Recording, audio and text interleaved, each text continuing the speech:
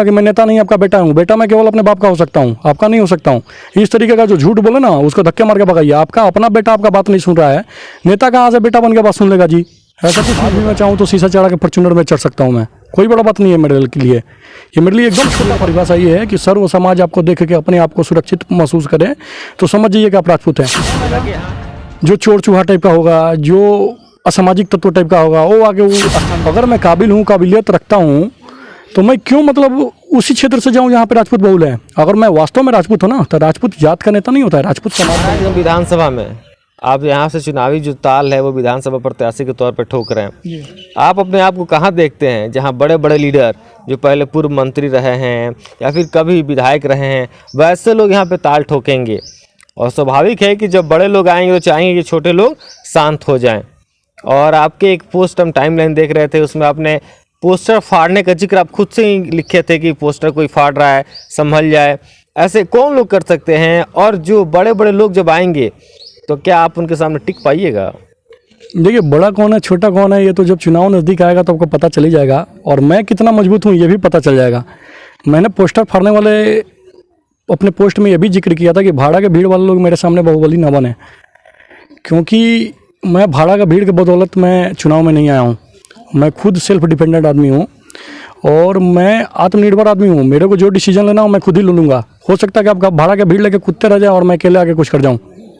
ये सामाजिक रूप में बात नहीं कर रहा हूँ, ये ऐसे मैं बता रहा हूँ।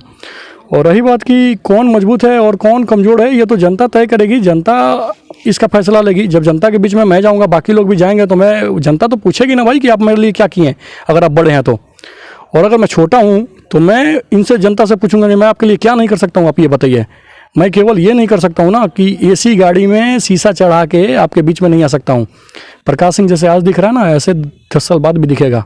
चाहे नए लोग भी आ रहे हैं तो यही बात कह रहे हैं कि जो पुराने लोग थे वो जुमलेबाजी कर दिए, चुनावी वादे कर दिए, झूठे वादे कर दिए। अब प्रकाश सिंह पर लोग कैसे विश्वास करें? सब लोग आ रहे हैं तो वही बातें कह रहा है ना। तो जनता के बीच जब आप जा रहे होंगे तो इस तरह की बातें आती होंगी, कैसे लोग आप पर विश्वास करें? क्यों आपको लोग वोट दे?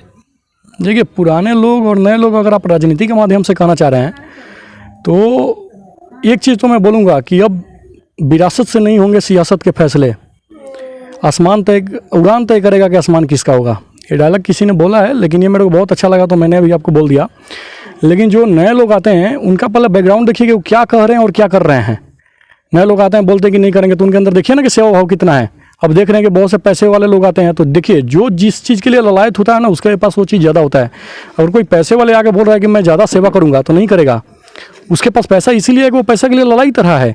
लाखों में एक आदमी का हृदय परिवर्तन हो जाता है कि जो खूब कमाए बाद में हृदय परिवर्तन होने से सेवा भाव में लग जाए। नहीं तो अगर कोई पैसा लेके आ रहा है कि मैं, और बिजनेस को अगर राजनीति को अगर बिजनेस के तौर पे देख रहा है, बड़ा इन्वेस्टमेंट कर रहा है तो बड़ा आपसे रिटर्न भी लेगा। अगर करोड़ों रुपए लगा के कोई चुनाव लड़ेगा ना तो आपके क्षेत्र से 10 करोड़ रुपए उसीलेगा भी, अगर 5 करोड़ लगाएगा तो। आपने जो अभी बोला कि नौकरी चाकरी में पढ़ना चाहिए, नहीं, लोग बोल रहे हैं। हाँ बिल्कुल, लोग भी बोल रहे हैं। वास्तव में कितने लोगों को मेरे बारे में पता है? मैं नौकरी ही करता हूँ। मैं 10 साल सैमसंग में रहा हूँ, 2 साल LG इलेक्ट्रॉनिक में रहा हूँ और अभी भी मैं नौकरी में हूँ। मेरा अपना व्यवसाय भी है। तो ऐसा नहीं है कि मैं निठल्ला खाली बैठा था तो कुछ नहीं, लोगों में भौकाल बनाने के लिए अपना पोस्टर ही निकलवा लूँ, बैनर ही निकलवा लूँ, ऐसा तो कुछ है नहीं। तो लोग में जो है ना, लोग नहीं, मैं जनता को नहीं बोलूँगा, कुछ जो तुच्छ किस्म के कार्य करता है ना उनके अंदर अज्ञानता बहुत भरी हुई है। जैसे नहीं बोला जाता कि मतलब कुछ जानना कुछ नहीं है, बकना सब चीज़ है। कितने लोगों को पता है कि मैं नौकरी करता हूँ? मैं LG में असिस्टेंट एरिया मैनेजर रहा हूँ। आप आइडिया लगा सकते हैं कि मेरा क्या सैलरी होगा? खैर बता नहीं सकते हैं, और बता भी तो कोई गलत बात नहीं है। ITR फाइल करता हूँ मैं, व्यवसायी भी करता हूँ। मेरा इलेक्ट्रॉनिक अपना शोरूम भी है, छोटा सा है खैर, लेकिन अभी भी मैं नौकरी में हूँ।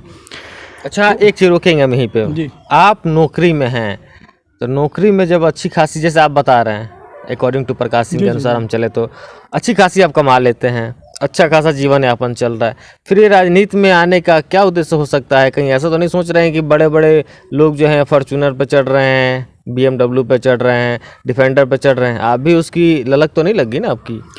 देखिए, पहली बात तो कि बड़ा लोग डिफेंडर पे फॉर्च्यूनर पे चढ़ने से कोई नहीं होता है। और रही बात अगर डिफेंडर फॉर्च्यूनर की, तो जो लोग वास्तविक रूप से मेरे को जानते होंगे, खैर मेरे को नहीं पता कि सब लोग जानते होंगे, लेकिन जो भी बालबंगड़ा पंचायत के लोग हैं या इसके आसपास के रामगढ़ा, तकीपुर, कपिया, जो भी आसपास के लोग हैं, उनसे आप संपर्क करिए, पूछिए, जो वास्तविक लोग जानते हैं। ये नए लड़कों से नहीं, जो नौकरमियाँ बने उनसे नहीं, पुराने लोगों से।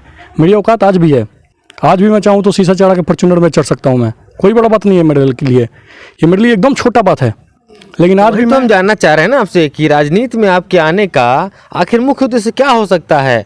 आप देखिए, अब ये आप मत कहिएगा कि सेवा करने के भाव से, क्योंकि लोगों में पहले से अवधारणा बनी हुई है। एक सेकंड सुन लीजिएगा, पहले लोगों में पहले से अवधारणा बनी हुई है कि राजनीति में कोई सेवा की भावना से अब नहीं आ रहा है। आप इस बात को मानते कि नहीं मानते? बिल्कुल।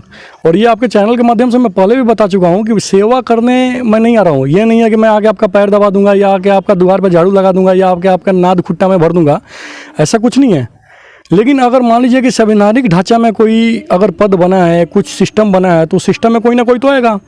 मैं नहीं आऊँगा अगर एजुकेटेड पर्सन नहीं आएंगे। मैं अपने को ही नहीं बोल रहा हूँ, बहुत से युवा हैं जो एजुकेटेड हैं, बहुत से युवा हैं जो मेरे से अच्छे अच्छे ओहदे पे हैं, मेरे से बढ़िया कर सकते हैं। अगर वो नहीं आएंगे तो कोई ना कोई तो आएगा। कौन आएगा? जो चोर चूहा टाइप का होगा, जो असामाजिक तत्व टाइप का होगा, वो आके वो स्थान को भर देगा। वो अगर मैं समाज में जो अगर नौकरी में कर रहा हूँ तो मैं समाज में भी कर सकता हूँ। तो सेवा का तो मैं कभी बोला ही नहीं कि मैं बेटा हूँ या ये। मैं एक वीडियो में अपने बोला भी था कि मैं कभी ये भाषा नहीं बोलूँगा कि मैं नेता नहीं आपका बेटा हूँ। बेटा मैं केवल अपने बाप का हो सकता हूँ, आपका नहीं हो सकता हूँ। इस तरीके का जो झूठ बोले ना, उसको धक्के मार के भगाइए। आपका अपना बेटा आपका बात नहीं सुन रहा है, नेता कहाँ से बेटा बन के बात सुन लेगा जी? ऐसा कुछ नहीं होता है। अच्छा प्रकाश जी, एक सवाल हम लेंगे आपसे। महाराजगंज विधानसभा ही आपने क्यों चुना? आपका घर तो दरौंदा विधानसभा में है, तो आप दरौंदा विधानसभा में रह के और महाराजगंज को चूज कर रहे हैं, इसके पीछे की रणनीति क्या है? देखिए, इसका कई मुख्य कारण है। एक तो पहला है कि मेरा राजनीतिक क्षेत्र दरौंदा हो सकता है, लेकिन भौगोलिक क्षेत्र जो है वो महाराजगंज है। मेरा पिन कोड भी महाराजगंज से जुड़ता है। तो इसके पहले बहुत से पहले हम लोग महाराजगंज विधानसभा में भी रहते हैं। आपको पता होगा, नया परिसीमन या सीमांकन होने के बाद मतलब दरौंदा विधानसभा अलग हो गया था। तो एक तो वो कारण है कि भौगोलिक क्षेत्र हम लोग का महाराजगंज ही है। दूसरा ये है कि अगर मेरे अंदर गुणवत्ता है तो मैं अपने जात का रोना रो के क्यों मैं चुनाव लड़ूं?